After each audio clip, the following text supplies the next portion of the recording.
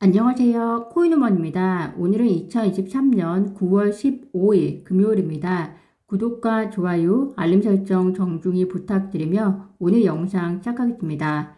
비트코인, 리플, 이더리움이 소폭 상승했습니다. 암호화폐만의 특별한 호재가 있다기보다 유럽과 미국의 긴축 통화 정책이 거의 마무리가 되었다는 기대 때문이라고 예상들을 하고 있는데요. 특히 어제 유럽중앙은행이 10번째 연속 기준금리를 인상했습니다. 막바지까지도 금리 인상이냐 동결이냐 팽배한 예상치를 겨루고 있었는데요.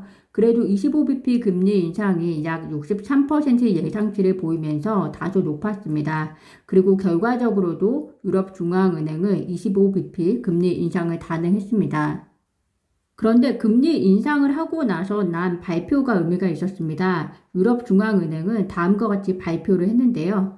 현재의 평가를 바탕으로 이사회는 유럽중앙은행의 기준금리가 충분히 오랜 기간 동안 유지되어서 인플레이션이 목표치로 적시에 복귀하는 데 상당한 기여를 할 수 있는 수준에 도달할 것이라고 생각한다 라고 이야기를 했습니다.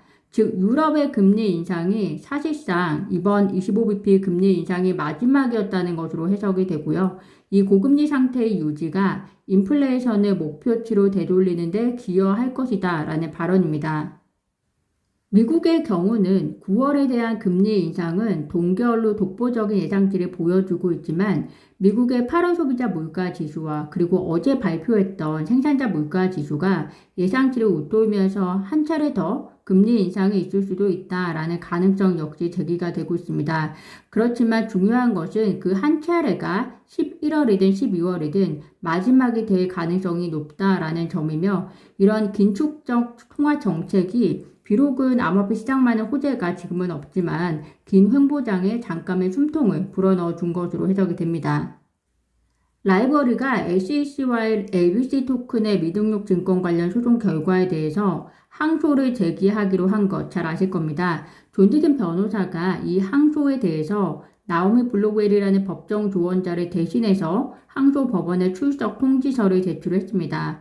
사실 라이벌이와 SEC 소송이 애초에 블록체인과 암호화폐에 대한 이해가 적은 판사와 그리고 소송에 대한 자원이 부족한 라이벌리로 인해서 원 판결보다 더 라이벌리가 참패를 당할 수도 있었는데요. 존 디든 변호사가 소송 중에 한 차례 구두 심리에 참석을 해서 이 소송의 쟁점에 대해서 법적 논리와 함께 부각함으로써 그나마 최종 판결의 수위가 이 정도에서 그쳤었습니다. 어쨌든 라이벌이 어떤 재정적 지원을 통해서 항소를 할 수 있게 되었는지 궁금하긴 하지만 존 디든 변호사가 법정 조언자를 대신해서 출두하게 된 것은 매우 의지가 되는 일이고 또 라이벌의 입장을 다시금 전문적으로 정리해서 밝히는데 도움이 될 것이라고 생각이 됩니다. 존 디든 변호사는 이기든 지든 비기든 싸울 것이다 라고 이야기를 했는데요. 암호화폐 토큰의 명확성은 라이벌과 리플에 의해서 좌지우지 되는 판이 될 것 같습니다. 코인베이스나 그리고 바이낸스 같은 경우에는 거래소인 만큼 소송 관련해서는 조금은 다른 성격을 가지고 있다라고 보여지고요. 원칙적인 암호화폐 증권 유무 관련 문제를 풀고 또 SEC의 관할권 욕심을 약화시키는 것은 이 두 소송에 달려있다라고 보아도 무리수가 아닐 것 같습니다. 그러고 보면 비트코인을 제외한 다른 코인들은 리플에 의해서 어부지리로 혜택을 받고 있는 것으로 보이는데요. 그들이 할 수 있는 협력을 이 두 회사에게 아끼지 않고 지원해야 하지 않나라는 생각이 듭니다. 특히 어제도 잠깐 공유해 드렸듯이 베인캐피털 규제 책임자가 100만 달러 민사상 벌금으로 SEC와 합의한 스토너캐치2 NFT 프로젝트에 대해서 이는 이런 회사들이 SEC를 법적으로 대항할 자원이 없기 때문에 당하고 있는 건데 리플은 규제 기관과 맞서 싸우기 비교적 적합한 기업이라고 했습니다. 이런 자잘한 회사에게도 건의를 통해서 벌금을 받아내는데 SEC가 리플에게 거는 기대가 얼마나 크겠습니까? 그런 면에서 리플과 SEC 합의는 사실상 어렵지 않을까 저는 개인적으로 그런 생각이 들고요. SEC 합의를 이끌 수 있는 방법은 그들이 방만하게 쓰고 있는 법률적 비용에 엄격히 제한을 하는 방법이 있지 않을까 생각이 듭니다. 그렇지만 이런 예산적 제한도 당장 이루어내기 힘들고 의회의 합의가 있어야 하는 만큼 그 어느 때보다 방관자처럼 보고만 있는 기타 암호화폐 설립자들 혹은 프로젝트들이 다 같이 합심을 보이는 것을 중요하다고 강조하고 또 강조해도 지나치지 않을 것이라는 생각이 듭니다. FTX 자산을 다시 2차 시장에 재판매하는 것이 연방판사에 의해서 승인된 소식은 잘 아실 겁니다. 이에 대해서 제레미 곤 변호사는 디지털 자산을 2차 시장에서 재판매하는 것을 연방판사가 승인했다는 것은 그러한 판매가 합법적이고 그리고 SEC 등록 요건을 면제한다는 것을 의미한다면서 마약을 예로 들었는데요. 풀어서 말씀드리면 만약 불법적인 마약의 경우에는 압수한 이후에 다시 재판매하도록 허용하지 않는다 라고 예시를 들면서 디지털 자산의 2차 시장 판매는 법적으로 허용되는 것임을 다시 한번 강조했습니다. 리플랩스가 기업의 브라질 및 호주 내 암호화폐 거래를 지원하기 위해서 유동성 허브 플랫폼을 출시한다는 소식입니다. 기업이 브라질에서 그리고 호주에서 간편하게 암호화폐를 거래하거나 보유할 수 있도록 지원하는 것으로 앞서 미국 35개 주에서 출시가 되었었고요. 이번에 브라질과 호주로 확장이 되었다고 보시면 될 것 같습니다. 물론 이 유동성 허브가 XRP 유동성과 직접적인 관계가 있다라고 당장 보기는 어렵지만 리플의 다양한 사업이 계속해서 확장해야 소송 비용도 엄청난데 이에 방해받지 않고 코어가 되는 비즈니스에 집중할 수 있을 것이라는 생각이 듭니다. 리플 XRP의 가격과 별개로 XRP가 글로벌 암호화폐 검색 순위에서 선두권으로 부상했다는 소식이 보도되었습니다. 마켓플레이스 페어니스의 세계 알트코인 월간 검색량 자료에서 XRP는 이더리움, 도지코인에 이어서 월 125만 건으로 3위를 기록했습니다.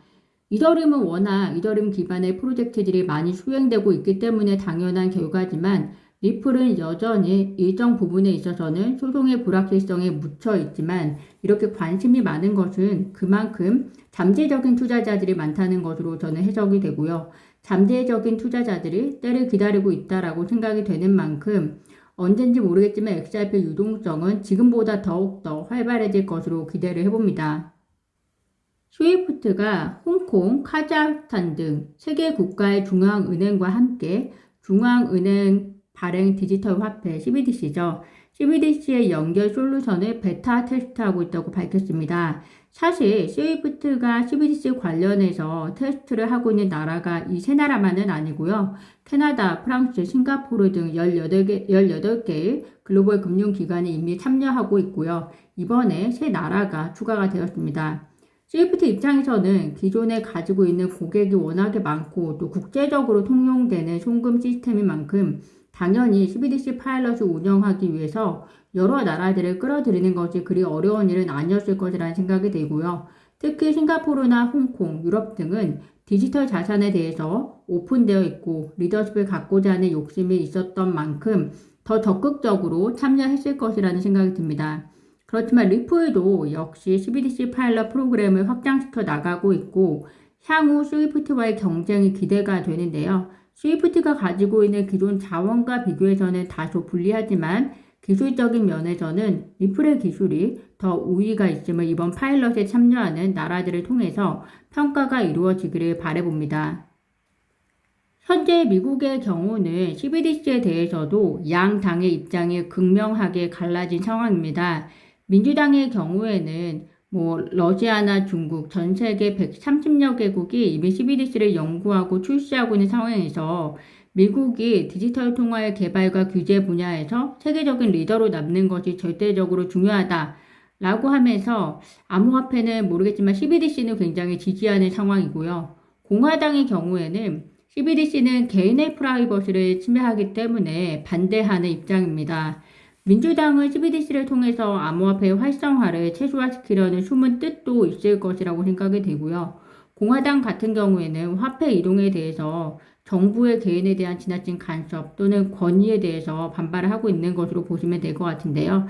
왜냐하면 CBDC 자체가 중앙은행에 의해서 진행이 되는 거기 때문에 우리 개인의 그러한 정보가 모두 정부에게는 노출이 될 것이라고 생각이 듭니다.